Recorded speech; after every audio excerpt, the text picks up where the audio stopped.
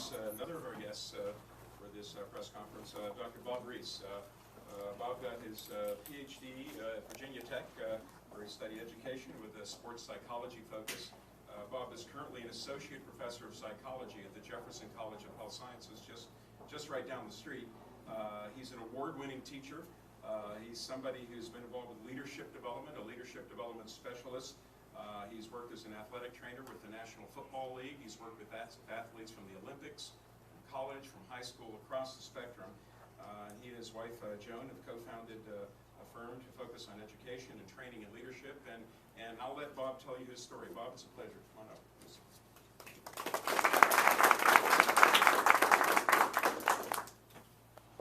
Thank you, Dr. Friedlander, and thank you, Dr. Bickle, and thank you, ETCRI, and Jefferson College of Health Sciences. If we could put the main web page back up here.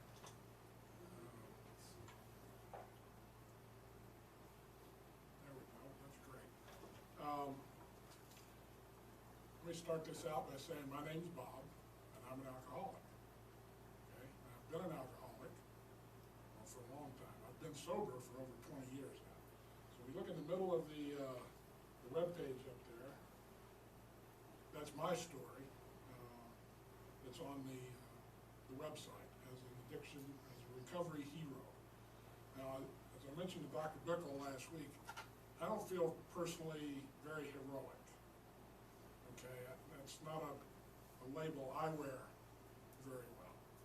But I know everybody that I've come in contact with that has recovered from alcohol is a hero. And so when I look at them, I know they're heroes. So I guess I can accept the fact that maybe I am one too. As was mentioned, I teach psychology right down the street here at Jefferson College of Health Sciences. And one of the things that I teach in our freshman intro classes is about nature and nurture. I kind of had the deck stacked against me growing up. Nature, I had alcoholism on both sides of my family. Now, I didn't know this until actually I went into recovery in my 40s. Both my parents then decided to tell me that some of the people they used to refer to as eccentric were really alcoholics. So I didn't know that was stacked up against me.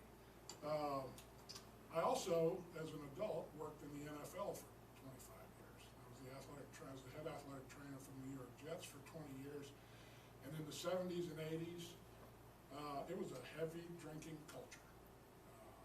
And fortunately for me, I was what we refer to as a high bottom drunk.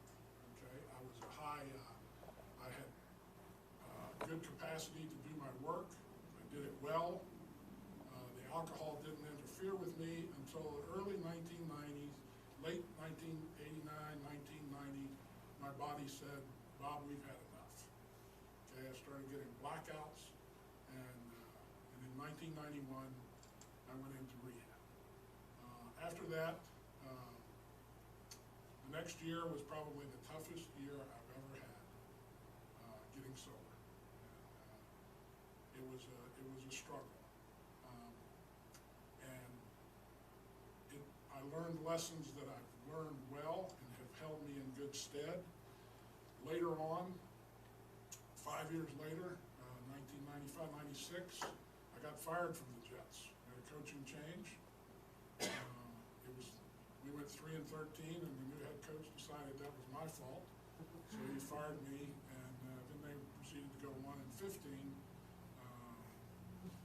There was somewhat of vindication, but it didn't help me get my job back.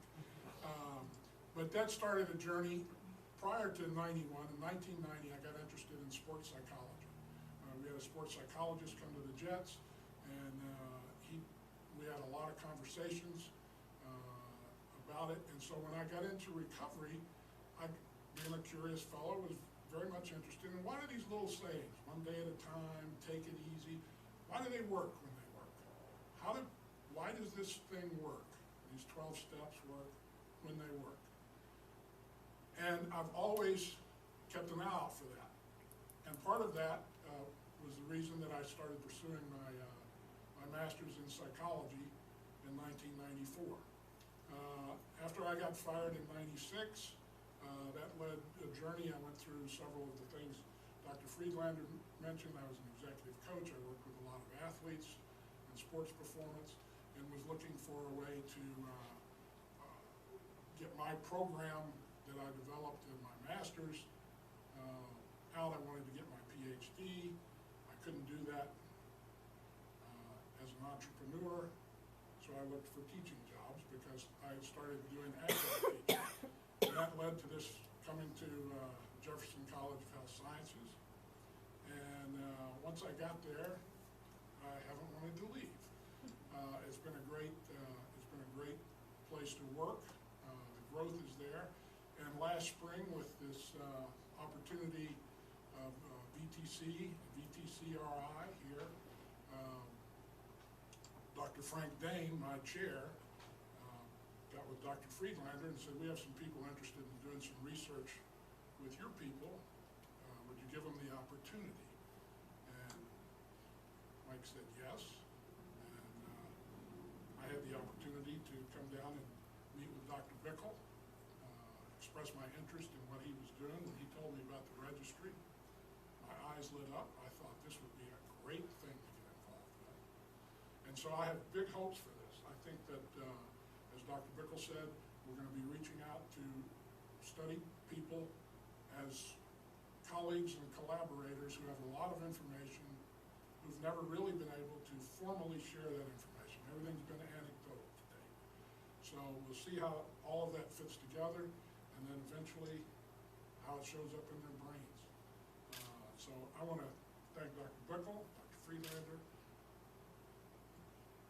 Dr. Bishop from Jefferson for giving me the opportunity to work down here.